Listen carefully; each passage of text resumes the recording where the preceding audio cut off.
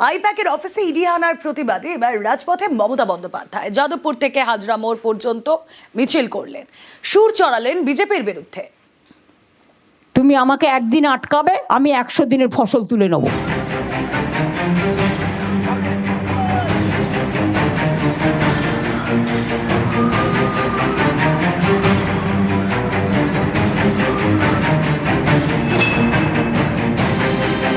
বলছে কয়লার টাকা কে খায়?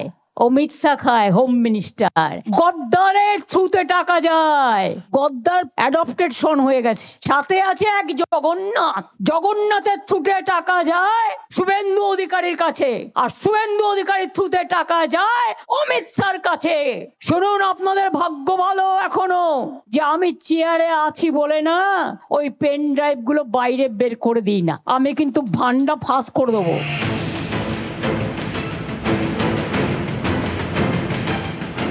ইডির দাবি, কয়লা পাচার মামলার তদন্তে বৃহস্পতিবার আইপ্যাকের অফিস ও সংস্থার কর্ণধারের বাড়িতে তারা অভিযান চালায়। সেই অভিযান ঘিরে ধুন্ধুমার বেঁধে যায় ভোটের বাংলায়।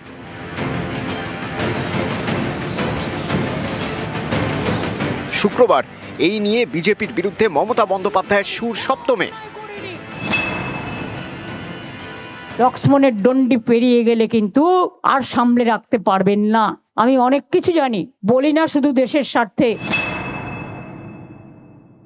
আমি কাল যা করেছি as a all India Trinamool কংগ্রেসের চেয়ারম্যান করেছি, এবং যা করেছি আমি কোনো অন্যায় করিনি। তুমি আমায় খুন করতে এসছো, আমার আত্মরক্ষা করার অধিকার আছে। তুমি সমস্ত ডেটা আমার অফিস থেকে চুরি করছিলে, 5.5 ঘন্টা সবই তো চুরি করেছো, বাকি কিছু রেখেছো? জোড়া ফুলটাতেই তো আমরা দাঁড়াই। তা জোড়া ফুলটা যদি রক্ষা না হয়, পার্টিটাই যদি রক্ষা না হয়, তো মানুষের জন্য লড়াইটা করবো কি করে?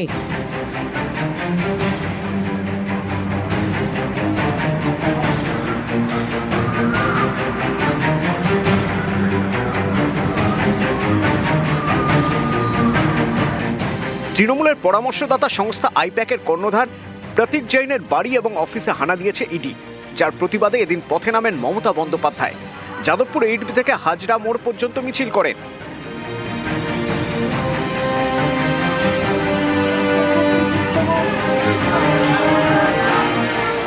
মিছিল শেষে সভা, হাজরার মঞ্চ থেকে চড়া সুর। 14তে যখন পিএম হয়েছিল, আইপ্যাক কাজ করেছিল নরেন্দ্র মোদীর হয়ে, চন্দ্রবাবু নাইডুর হয়ে কাজ করেছিল, নীতিশ কুমারের হয়ে কাজ করেছিল, জগন রেড্ডির হয়ে কাজ করেছিল, তখন প্রশান্ত কিশোর ছিল। এখন মালিকানা বদল হয়েছে, তাই প্রতীকরা এখন দেখে, কিন্তু ওদের আমরা দায়িত্ব দিয়েছি আমাদের আইটি সেল দেখার। 26-এ আমাদের পতন হবে না, তোমাদের পতন হবে। তোমাদের অধঃপতন শুরু হয়ে গেছে। দিল্লিতে বিজেপি সরকার থাকবে না, থাকবে না, থাকবে না। আগামী দিন হবে খেলা, ফাটাফাটি খেলা। পাড়ায় পাড়ায় মৃত্যু ঘন্টা বাজিয়ে দিন বিজেপির। আমাদের next destination is election commission. চলো করতে হবে, লড়াই করতে হবে। আর যারা যারা ক্ষমতা আছে আমার সাথে যাবে, কলকাতা থেকে দিল্লি লড়াই হবে, খেলা হবে, আর বাংলা দখল করে দেশ দখল করতে হবে। বিজেপিকে রাখা যাবে না, দেশকে করছে শেষ, এরা হোক নিঃশেষ।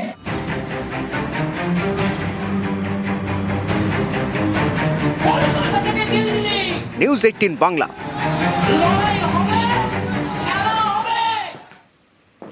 তৃণমূলের পরামর্শদাতা আইপ্যাকের কর্ণধারের বাড়ি এবং অফিসে ইডির হানা, যা ঘিরে নজিরবিহীন সংঘাত বাধে বৃহস্পতিবার।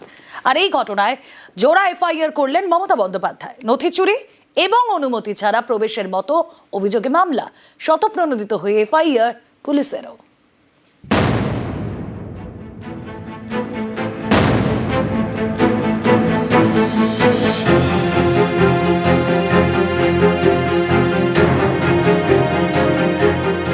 তৃণমূলের পরামর্শদাতার বাড়ি এবং অফিসে ইডির হানা, জানিয়ে নজিরবিহীন সংঘাত বাধে বৃহস্পতিবার। ইডির তল্লাশি চলাকালীনই আইপ্যাকের কর্ণধার প্রতীক জৈনের বাড়ি এবং অফিসে পৌঁছে যান মমতা বন্দ্যোপাধ্যায়। ফাইল, ল্যাপটপ এবং হার্ড ডিস্ক নিয়ে বেরিয়ে যান। বৃহস্পতিবার দিনভর এই নিয়ে চলে টানটান উত্তেজনা। সুর চড়ান মমতা বন্দ্যোপাধ্যায়। वो तो फॉरेंसिक टीम ले आके पहले बहुत सारे ट्रांसफर भी किया है, वो जो किया है क्राइम किया है इसका बारे में एफआईआर होगा फॉरेंसिक टीम का बारे में আমাদের পার্টির সব ডেটা সমস্ত ল্যাপটপ সমস্ত আইফোন বা ফোনে যে সমস্ত স্ট্র্যাটেজি আছে ইলেকশনের ইনক্লুডিং এসআইআর আমাদের কাজ চলছে মানুষকে সাহায্য করবার জন্য সেগুলো সব ওরা ফরেনসিক টিম নিয়ে এসে সকাল থেকে ট্রান্সফার করেছে এবং সেই অথরাইজ টিমের কাছ থেকে সব কাগজ ছিনিয়ে নেওয়া সব লুট করা এবং কাগজ টেবিলগুলো পুরো ফাঁকা পড়ে রয়েছে রণংদেহী মেজাজে চড়া সুর, তারপর জোড়া এফআইআর দায়ের করেন মমতা বন্দ্যোপাধ্যায়। একটি এফআইআর শেক্সপিয়ার সরণি থানায়, দ্বিতীয়টি বিধাননগরের ইলেকট্রনিক্স কমপ্লেক্স থানায়। অজ্ঞাত পরিচয় ইডি এবং সিআরপিএফ আধিকারিকদের বিরুদ্ধে দায়ের করা দুটি এফআইআরে নথি চুরি, ইলেকট্রনিক্স ডিভাইস চুরি এবং অনুমতি না নিয়ে জোর করে প্রবেশের অভিযোগ করা হয়েছে। এফআইআরে তথ্য প্রযুক্তি আইনের একাধিক ধারা যুক্ত করা হয়েছে। মমতার অভিযোগের ভিত্তিতে দায়ের হওয়া দুটি এফআইআর ছাড়াও স্বতঃপ্রণোদিত হয়ে একটি এফআইআর করেছে পুলিশও। সেটি দায়ের হয়েছে শেক্সপিয়ার সরণি থানায়। লড়াই চলছে আদালতেও। একে অপরের বিরুদ্ধে মামলা দায়ের করেছে তৃণমূল এবং ইডি। এদিকে আইপ্যাকের কর্ণধার প্রতীক জৈনের বাড়িতে ইডি হানার সময়কার সিসি ক্যামেরা ফুটেজ সংগ্রহ করেছে পুলিশ। নিউজ 18 বাংলা। বাংলার আইপ্যাক উত্তাপে গরম শীতের দিল্লিও। স্বরাষ্ট্রমন্ত্রকের অফিসের বাইরে 8 তৃণমূল সাংসদের বিক্ষোভ ধর্ণা, তাদের টেনে হিঁচড়ে চ্যাংদোলা করে প্রিজন ভ্যানে তোলে দিল্লি পুলিশ। আর এর তীব্র নিন্দা করেছেন মমতা বন্দ্যোপাধ্যায়।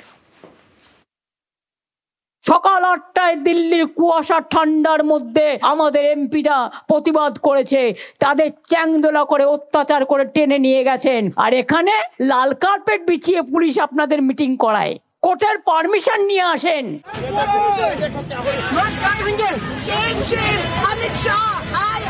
इस बीजेपी को हम हरा के रखेंगे जो भी करे। आराम से चलो, आराम से चलो, आराम से चलो, आराम से चलो, आराम से। এদের বুকের পাটা নেই, আমি তো বলবো এরা বেগুনের বাচ্চা। এরা যদি বাঘের বাচ্চা দেখতে চান তো টিএমসি কি দেখুন। তৃণমূলের পরামর্শদাতা সংস্থা আইপ্যাকের অফিস ও কর্ণধারের বাড়িতে বৃহস্পতিবার তল্লাশি চালায় ইডি। এর প্রতিবাদে ঝাঁপিয়ে পড়েন মমতা বন্দ্যোপাধ্যায় একেবারে দাবাং মেজাজে। এই ঘটনার উত্তাপ শুক্রবার নয়াদিল্লিতে। শুক্রবার দিল্লিতে স্বরাষ্ট্রমন্ত্রকের অফিসের বাইরে বিক্ষোভ দেখান তৃণমূল সাংসদরা। গেটের সামনে ধর্নায় বসে পড়েন। তখন তাদের চ্যাংদোলা করে টেনে হিঁচড়ে প্রিজন ভ্যানে তোলে Delhi police.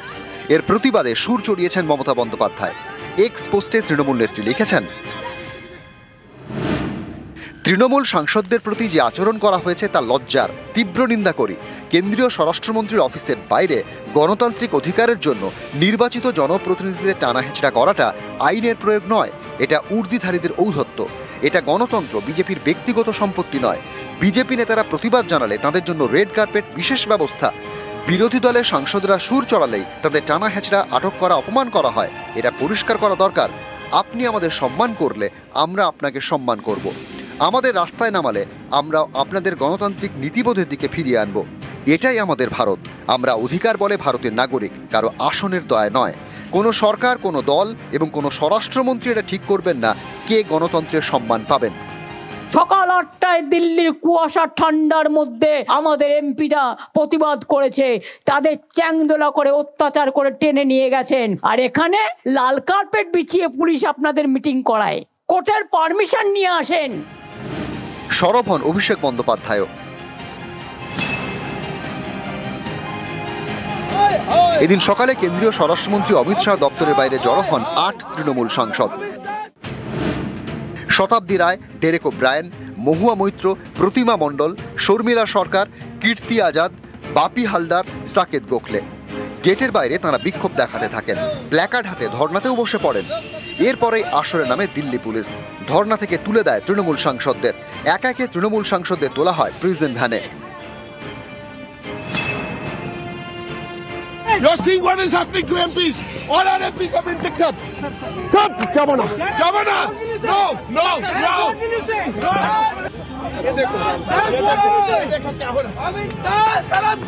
I know it is not your fault. You are acting on behalf of your Home Minister and everybody. Don't touch my MP. जो भी कर ले, इस बीजेपी को हम हरा के रखेंगे जो भी कर। शेम शेम अमित शाह, हाय हाय, इसी को लुटेरा डकैती करके हमारा इंफॉर्मेशन बंगाल में हम जीतेंगे जो भी कर ले, जो भी कर ले। इस बीजेपी को हम हरा के रखेंगे जो भी करे। मैम क्या कहना चाहेंगे आप? देखो मैम क्या कहेंगी? आराम से चलो, बस आराम से चलो, आराम से चलो, मैम आराम से चलो, आराम से चलो, आराम से जाना चलो। আমি যখন পুলিশকে বলছিলাম যে আমি যাচ্ছি হেঁটে তুমি চলো, ওরা কিছুতেই মানছে না, সেই ধাক্কাধাক্কি করছে, ফেলে দিচ্ছে, প্রত্যেকটা এমপি শিক্ষার ব্যবহার করছে। আমরা যে নামগুলো বলছি অজিত পাওয়ার, নারায়ণ রানে, এই হেমন্ত বিশ্ব শর্মা, এদেরকে সম্বন্ধে যখন ইডি কাজ করার দরকার, যখন প্রমাণ পাওয়া গেছে, তখন ইডিকে ছুটতে থাকছে শুধু অপোজিশনের জন্য, শুধু ইলেকশনের জন্য রাজনৈতিক জিনিস করছে। हमारे साथ कैसे लेके जा रहा है आप देखो। अरे हमारा वो तो कोई कैला माइंस कोल माइंस है ही नहीं, वो हमारा पॉलिटिकल स्ट्रैटेजी कर है, वो वहाँ पे कैसे जा सकते? चोरी करने गए थे। हमारा जो एजेंडा है, हमारा जो लोग इलेक्शन में खड़े होंगे, चुनाव में लड़ेंगे, हमारा स्ट्रैटेजी चोरी करने गए थे, चोरी से वोट नहीं जीत पाएंगे। ममता दीदी फिर आएंगे 4th टाइम के लिए सीएम बनने के लिए।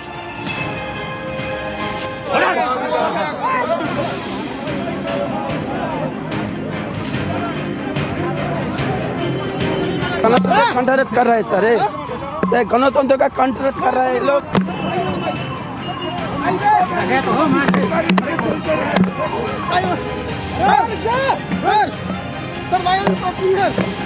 জোর করে জুলুমবাজি করে মানুষের গণতান্ত্রিক অধিকারকে এরা কোনোভাবে পাত্তা না দিয়ে যেভাবে অত্যাচার চলছে বাঙালিদের উপরে, একইভাবে আমাদের একটা নির্বাচন সাংসদ, আমাদের উপরে সেই অত্যাচার চলছে, মানুষের কণ্ঠরোধ করার চক্রান্ত। শুক্রবার তৃণমূল সাংসদরা স্বরাষ্ট্রমন্ত্রকের সামনে বিক্ষোভ দেখান, আর এদিনই ইডি এবং সিআরপিএফ এর থেকে রিপোর্ট চায় স্বরাষ্ট্রমন্ত্রক। সিআরপিএফ রিপোর্ট জমা দিয়েছে, ইডির রিপোর্ট অর্থমন্ত্রক হয়ে যাবে স্বরাষ্ট্রমন্ত্রকের কাছে। নিউজ 18 বাংলা। বিধানসভা ভোটের আগে ইডির হানা, বৃহস্পতিবার আইপ্যাকের অফিসে তল্লাশি, সংস্থার কর্ণধারের বাড়িতেও অভিযান, আর এই নিয়ে শীতের বাংলায় রাজনীতি সরগরম।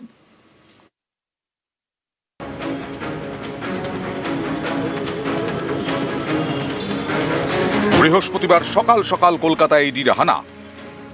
তৃণমূলের পরামর্শদাতা সংস্থা আইপ্যাক সেক্টর 5-এ তাদের অফিসে তল্লাশি চালায় কেন্দ্রীয় এজেন্সি। সংস্থার কর্ণধার প্রতীক জৈনের লাউডন স্ট্রিটের বাড়িতেও হানা দেয়। এর প্রতিবাদে দুই জায়গাতেই যান মমতা বন্দ্যোপাধ্যায়। অমিত শাহকে টার্গেট করে সুর চড়ান। Collect all of our party hard disk, the candidate list, the party strategy, the party plan. Is it the duty of the ED and Amit Shah, the nasty home minister, the naughty home minister, who cannot protect the country, and he's taking away all my party documents? গোটা রাজ্যবাসী এবং গোটা দেশ দেখেছে যে একজন রাজ্যের মুখ্যমন্ত্রী কোথায় নেমে যেতে পারেন। তৃণমূল কংগ্রেস যে দুর্নীতিতে সমর্থক সম্পৃক্ত, মুখ্যমন্ত্রী গতকাল সেটা প্রমাণ করে দিয়েছেন। প্রতি নির্বাচনের আগে এজেন্সির এই অপব্যবহার, মানে গণতান্ত্রিক ব্যবস্থার প্রতি কোনো ধরনের আস্থা না থাকলে তখন এজেন্সিকে এরকম ভাবে ব্যবহার করার চেষ্টা হয়। আর কালকে যে ঘটনা ঘটেছে নজিরবিহীন। গোটা দেশের বিরোধীরা তারা সবাই কালকের ঘটনার চরম নিন্দা করেছে। পশ্চিমবঙ্গ এখনো ভেনেজুয়েলা হয়ে যায়নি। বৃহস্পতিবার দিকে দিকে প্রতিবাদ মিছিল করে তৃণমূল। শুক্রবার পথে নামে বিজেপি।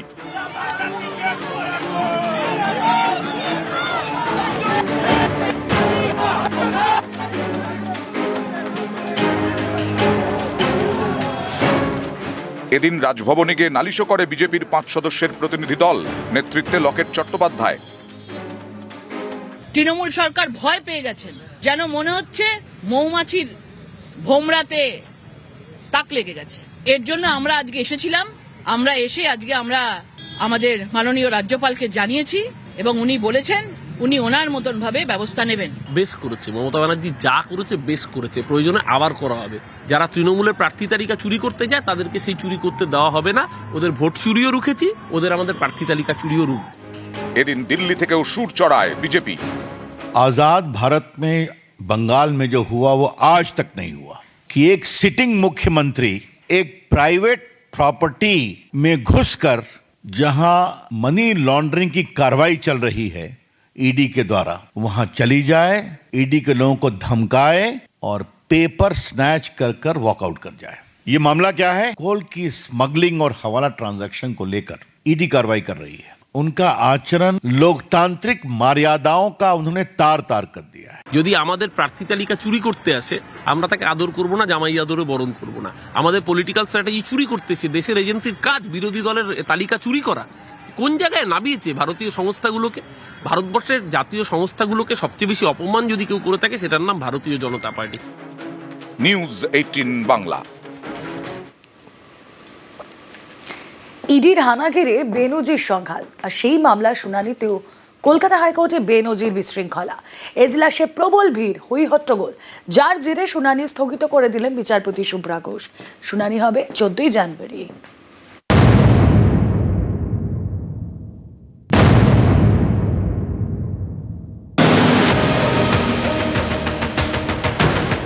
বৃহস্পতিবার আইপ্যাকের অফিসে ইডি হানা ঘিরে বেনজির সংঘাত।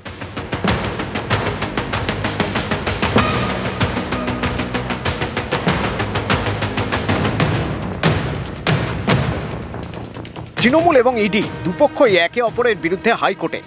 শুক্রবার সেই জোড়া মামলার শুনানিতেও বেনজির বিশৃঙ্খলা, ভিড়ে ঠাসা এজলাস। বিচারপতি শুভ্রা ঘোষ বারবার অনুরোধ করা সত্ত্বেও ভিড় কমেনি। পরিস্থিতি এমন জায়গায় পৌঁছয় যে শুনানি স্থগিত করে দিতে হয় বিচারপতিকে।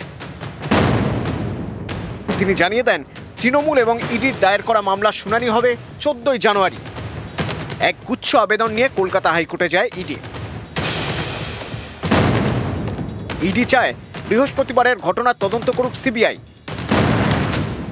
ইডির অভিযোগ, মুখ্যমন্ত্রী এবং রাজ্য পুলিশের উপস্থিতিতে তাদের তদন্তে বাধা দেওয়া হয়েছে। আইপ্যাকের কর্ণধারের বাড়ি এবং অফিসের সমস্ত সিসি ক্যামেরার ফুটেজ সংরক্ষণ করে আদালতে পেশ করা হোক। সমস্ত নথি, ডিজিটাল ডিভাইস সহ ঘটনাস্থল সিল করা হোক। ইডির আধিকারিকদের রক্ষা কবচ দিতে হবে। ঘটনাস্থল থেকে নিয়ে যাওয়া নথি ফেরত দিতে হবে। পাল্টা ইডির বিরুদ্ধে একগুচ্ছ অভিযোগ তৃণমূলের। রাজ্যের শাসক দলের দাবি, ইডি অতি সক্রিয় হয়ে অভিযান চালিয়েছে, তৃণমূলের একাধিক গুরুত্বপূর্ণ নথি হাতিয়েছে। তাদের আবেদন, দলীয় নথি ফেরত দিক ইডি, এসআইআর সংক্রান্ত নথিও ফেরত দিক। এদিন সকালে বিচারপতি শুভ্রা ঘোষের এজলাসে বৃহস্পতিবারের ঘটনা নিয়ে দৃষ্টি আকর্ষণ করে জরুরি ভিত্তিতে শুনানির আর্জি জানায় ইডি। মামলায় মমতা বন্দ্যোপাধ্যায়কেও যুক্ত করার আবেদন জানায় কেন্দ্রীয় তদন্তকারী সংস্থা। আবেদন মেনে নেন বিচারপতি। সেই মতো ইডি এবং তৃণমূলের মামলার একসঙ্গে শুনানি হওয়ার কথা ছিল দুপুর 2:30 থেকে। তখনই ভিড়ের চাপে বেনজির বিশৃঙ্খলা তৈরি হয়, সেটাও আবার এজলাসের ভিতরে, যার জেরে শেষমেশ শুনানি স্থগিত করে দেন বিচারপতি। আজকে যে অর্ডারটা পাস হয়েছে সেটা হচ্ছে judicial order. 14th matter hearing করবে, এটা জুডিশিয়াল অর্ডার। সেই জুডিশিয়াল অর্ডার চেঞ্জ করা যায় না, এটা তো সবাই জানে। কিন্তু তা সত্ত্বেও ইডি মনে করে যে গোটা ভারতবর্ষ কিনে নিয়েছে, ওরা যা ইচ্ছা তাই করবে। Judicial order only can be changed if it is brought in the cause list, মানে daily list, on the day it is fixed, nothing more than that. এদিন ইডির হয়ে আদালতে উপস্থিত ছিলেন কেন্দ্রের deputy solicitor general Dheeraj Trivedi. তিনি অভিযোগ করেন, দুপুর 1:30 নাগাদ তার হোয়াটসঅ্যাপ হ্যাক হয়ে যায়। নিউজ 18 বাংলা। পুলিশের বিরুদ্ধে অতি সক্রিয়তার অভিযোগ, জরুরি ভিত্তিতে শুনানির জন্য ইডির আবেদন খারিজ কলকাতা হাইকোর্টে। শুনানি হবে 14 জানুয়ারি, অর্থাৎ আপাতত পুলিশের কাজে হস্তক্ষেপ নয় আদালতে। এই নিয়ে জোর চর্চা।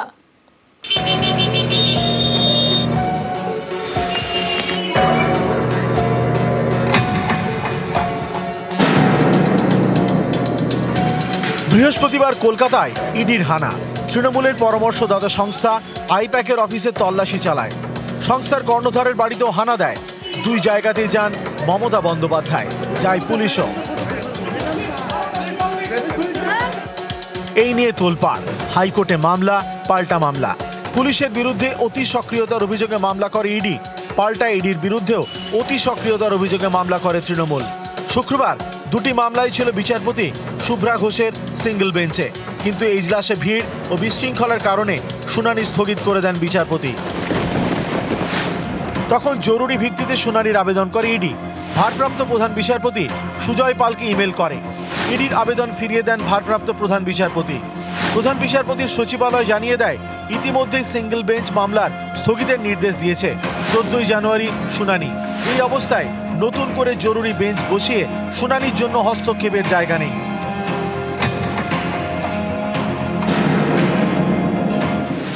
এদিন বিচারপতি শুভ্রা ঘোষের এজলাসে ইডি একগুচ্ছ আবেদন করে।